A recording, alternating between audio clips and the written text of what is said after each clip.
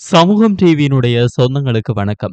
அமெரிக்காவை நேருக்கு நேர் சந்திக்க முடியாது. பாகிஸ்தான் மண்ணில் தரையிறங்கியும் அமெரிக்க தூதர்களை சந்திக்க மறுக்கும் ஈரானின் பிடிவாதம் இஸ்லாமாபாத் பேச்சுவார்த்தையை ஒரு நிழல் யுத்தமாக மாற்றியுள்ளது. ஒருபுறம் யாரெட் குஷ்னர் தலைமையிலான குழு காத்திருக்க, மறுபுறம் அமெரிக்க முற்றுகையால் எண்ணெய் சேமிக்க இடமில்லாமல் 30 ஆண்டு பழமையான பேய் கப்பலை ஈரான் மீண்டும் கடலில் இறக்கியுள்ளது.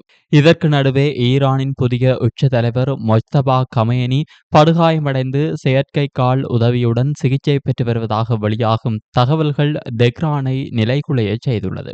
அமைதி திரும்புமா அல்லது 12 நாட்களில் ஈரானின் கஜானா முழுமையாக முடங்குமா? ட்ரம்பின் கிரிப்டோ வேட்டை ஈரானை பணிய வைக்குமா அல்லது 12 நாட்களுக்கு பிறகு எண்ணெய் உற்பத்தி நிறுத்தப்பட்டால் ஈரான் வளைகுடா நாடுகள் மீது போர் தொடுக்குமா? அனல் பறக்கும் நேரடி தகவல்களுடன் விரிவான செய்திகள் இதோ. Fourth Monkey Connect coming soon. மத்திய கிழக்கில் நீடித்து வரும் ஈரான் அமெரிக்கா இஸ்ரேல் பதற்றம் 57வது நாளிலும் தீவிரமான திருப்பத்தை ஏற்படுத்தியுள்ளது. இராணுவ அழுத்தமும் பொருளாதார தடைகளும் அதிகரித்து வரும் நிலையில் புதிய தூதரக முயற்சிகள் இந்த மோதலுக்கு ஒரு தீர்வை கொண்டு வருமா என்ற கேள்வி எழுந்துள்ளது. டொனால்ட் ட்ரம்ப் நிர்வாகம் புதிய தூதரக முயற்சிகளை தொடங்கியுள்ள நிலையில் அமெரிக்க தூதர்கள் ஸ்டீவ் விட்காஃப் மற்றும் யாரெட் குஷ்னர் பாகிஸ்தானுக்கு விஜயம் செய்ய உள்ளனர். இதேவேளை ஈரானின் வெளியுறவு அமைச்சர் அப்பாஸ் அராக்சி இஸ்லாமாபாத் நகரை வந்தடைந்துள்ளார். பல வாரங்களாக முடங்கியுள்ள பேச்சுவார்த்தைகளை மீண்டும் தொடங்க முயற்சிகள் தீவிரமடைந்துள்ளன. அமெரிக்க பாதுகாப்பு செயலர் பீட் ஹெக்ஸத் அர்த்தமுள்ள மற்றும் சரிபார்க்கக்கூடிய உடன்பாட்டை ஏற்க ஈரானுக்கு இன்னும் ஒரு வாய்ப்பு உள்ளது என்று எச்சரித்துள்ளார். இருந்தாலும் ஈரான் உண்மையில் பேச்சுவார்த்தைக்கு திரும்புமா என்பது குறித்து இன்னும் நிச்சயமற்ற நிலை தொடர்கிறது. இதற்கிடையில் அமெரிக்கா ஈரானுடன் தொடர்புடைய $344 மில்லியன் மதிப்பிலான கிரிப்டோ கரன்சி சொத்துக்களை முடக்கியுள்ளது. இது பொருளாதார அழுத்தத்தை அதிகரிக்கும் முயற்சியாக கருதப்படுகிறது. சர்வதேச அளவில் ஹோர்முஸ் நீரிணையை உடனடியாக திறக்க வேண்டும் என வலியுறுத்துகின்றனர். பாகிஸ்தான் மத்தியஸ்த முயற்சிகள் முன்னேற்றத்தின் அறிகுறிகளை காட்டுகின்றன என்றாலும் நேரடி அமெரிக்கா ஈரான் பேச்சுவார்த்தைகள் இன்னும் உறுதி செய்யப்படவில்லை.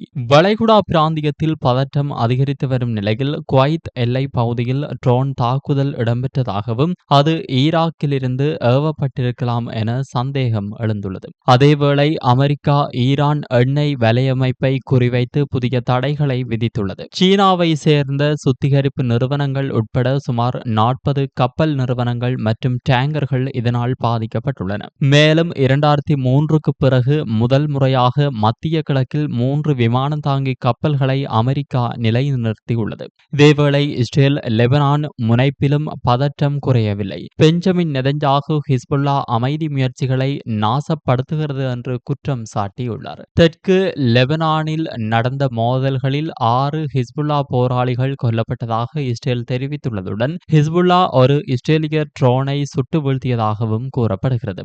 காசாவிலும் வன்முறை தொடர்கிறது. சமீபத்திய தாக்குதல்களில் குறைந்தது 12 பலஸ்தீனியர்கள் அதில் 6 காவல்துறை அதிகாரிகள் உட்பட உயிரிழந்துள்ளனர். இந்த மோதலின் பொருளாதார தாக்கமும் அதிகரித்து வருகிறது. திரவ இயற்கை எரிவாயு சந்தை 2027 வரை அழுத்தத்தில் இருக்கும் என மதிப்பிடப்படுகிறது. எண்ணெய் விலைகள் கலவையான மாற்றங்களை காட்டுகின்றன. பிரெண்ட் எண்ணெய் விலை பெரலுக்கு $105 மேல் உயர்ந்துள்ள நிலையில் அமெரிக்க WTI சுமார் $94 குறைந்துள்ளது. மொத்தத்தில் பேச்சுவார்த்தை முயற்சிகள் மீண்டும் உயிர்ப்படுத்தக்கூடிய சாத்தியம் இருப்பினும் நிலைமை இன்னும் மிகவும் நிச்சயமற்றதாகவே உள்ளது. இராணுவ அழுத்தம், பொருளாதார தடைகள் மற்றும் பிராந்திய பதற்றம் ஆகியவை ஒன்றோடொன்று இணைந்து இந்த மோதலை மேலும் சிக்கலாக்குகின்றன.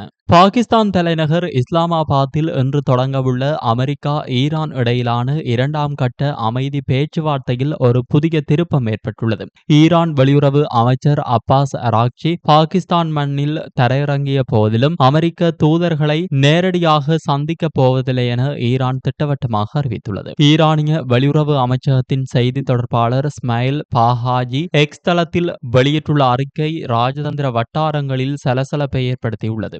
அமெரிக்க அரசு பிரதிநிதிகளுக்கும் ஈரானிய தூதுக்குழுவிற்கும் இடையே எந்தவொரு நேரடி சந்திப்பும் திட்டமிடப்படவில்லை என அவர் கராராக தெரிவித்துள்ளார். செய்திகளை பரிமாறிக்கொள்ளவும் பேச்சுவார்த்தையை முன்னெடுத்து செல்லவும் பாகிஸ்தானிய அதிகாரிகளே தூதுவர்களாக செயல்படுவார்கள் என அவர் கூறியுள்ளார். அதிபர் டிரம்பின் மருமகன் யாரெட் குஷ்னர் மற்றும் சிறப்பு தூதர் ஸ்டீவ் விட்ஹாஃப் ஆகியோர் ஈரான் தரப்பை நேரடியாக சந்திக்க தயாராக வந்த நிலையில் ஈரானின் இந்த முடிவு அவர்களுக்கு ஒரு சவாலாக அமையலாம். ஒரு அறையில் அமெரிக்க குழுவும் மற்றொரு அறையில் ஈரானிய குழுவும் இருக்க பாகிஸ்தான் அதிகாரிகள் இருவருக்கும் இடையே கோப்புகளை கொண்டு சென்று பேச்சுவார்த்தையை நடத்துவார்கள். இக்கட்டான இந்த சூழலில் பாகிஸ்தான் அரசு ஆற்றி வரும் மத்தியஸ்த பணியை ஈரான் வெகுவாக பாராட்டியுள்ளது. பேச்சுவார்த்தைக்கு முன்னதாக அதிபர் டிரம்ப் விடுத்த எச்சரிக்கை ஈரானுக்கு அழுத்தத்தை கொடுத்துள்ளது. அமெரிக்கா அவசரப்படவில்லை என்றாலும் நேரம் கடந்து கொண்டிருக்கிறது என டிரம்ப் கூறியுள்ளார். $344 மில்லியன் கிரிப்டோ முடக்கம் மற்றும் கப்பல்கள் மீதான தடைகளை தொடர்ந்து ஈரானை பணிய வைக்க அமெரிக்கா இந்த நிழல் பேச்சுவார்த்தையை பயன்படுத்தும் என தெரிகிறது. அமெரிக்க அதிபர் டொனால்ட் டிரம்பின் கடற்படை முற்றுகை ஈரானின் பொருளாதார நரம்புகளை துண்டித்து வரும் நிலையில் வேறு வழியின்றி தனது பழைய பேய் கப்பலை ஈரான் மீண்டும் கடலில் இறக்கியுள்ளது.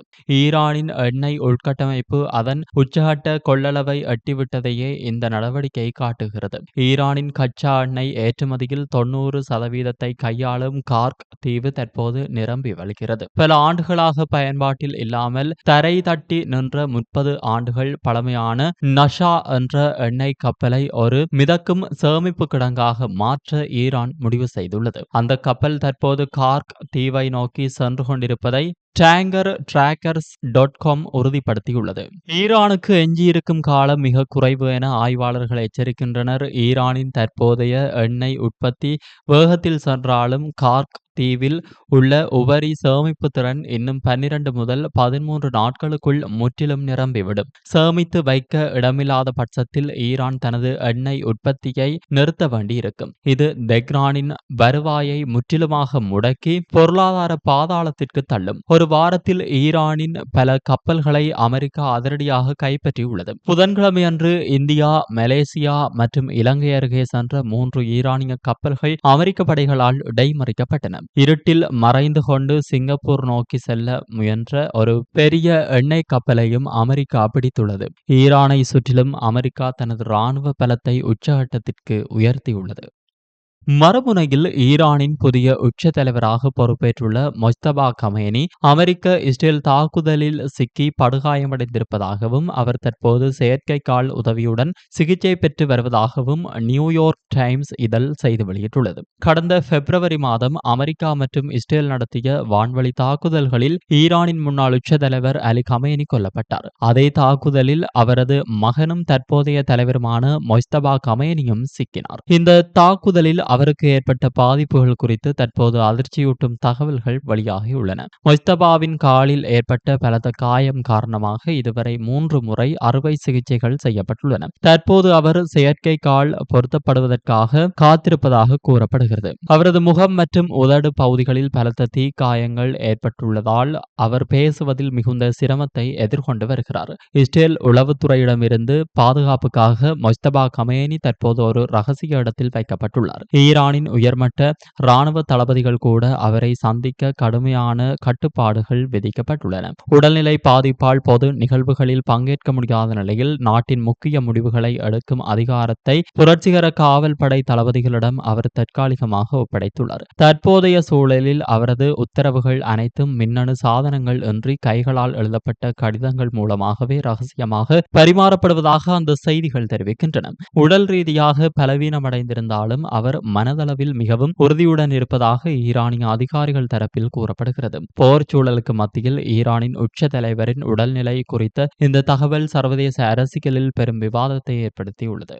ஈரான் மீதான எபிக் ஃபியூரி ராணுவ நடவடிக்கையில் தங்களுக்கு முழுமையான ஆதரவு வழங்காத நேட்டோ நட்பு நாடுகள் மீது கடுமையான நடவடிக்கைகளை எடுக்க அமெரிக்கா ஆலோசித்து வருகிறது. இது 76 ஆண்டுகால நேட்டோ கூட்டணியின் எதிர்காலத்தையே கேள்விக்குறியாக்கியுள்ளது. பென்டகனில் இருந்து கசிந்த ஒரு உள்நாட்டு மின்னஞ்சல் அமெரிக்காவிற்கு ஆதரவு வழங்க தயங்கும் நாடுகளை எவ்வாறெல்லாம் தண்டிக்கலாம் என்ற விவரங்களை வெளியிட்டுள்ளது. ஈரானுக்கு எதிரான வான்வழி தாக்குதல்களுக்கு தனது வான்பரப்பை பயன்படுத்த ஸ்பெயின் மறுத்ததால் அந்த நாட்டை நேட்டோ அமைப்பிலிருந்து தற்காலிகமாக நீக்குவது குறித்து அமெரிக்கா ஆலோசித்து வருகிறது. அமெரிக்காவிற்கு தேவையான ராணுவ தளங்கள் மற்றும் வான்வழி அனுமதிகளை வழங்க தயங்கிய நாடுகளின் முக்கிய பதவிகளை பறிக்கவும் ட்ரம்ப் நிர்வாகம் திட்டமிட்டுள்ளது. அதிபர் டொனால்ட் ட்ரம்ப் நேட்டோ நாடுகள் மீது தனது அதிருப்தியை வெளிப்படையாகவே தெரிவித்து ஹோர்முஸ் ஜலசந்தியை திறக்க நேட்டோ நாடுகள் ஏன் தங்கள் போர்க்கப்பல்களை அனுப்பவில்லை என அவர் கேள்வி எழுப்பியுள்ளார். நீங்கள் என்னிடத்தில் இருந்தால் என்ன செய்வீர்கள் என வினவிய ட்ரம்ப் நேட்டோவில் இருந்து அமெரிக்கா விலகுவது குறித்தும் பரிசீலிப்பதாக மறைமுகமாக எச்சரித்துள்ளார். அமெரிக்காவின் இந்த அதிரடி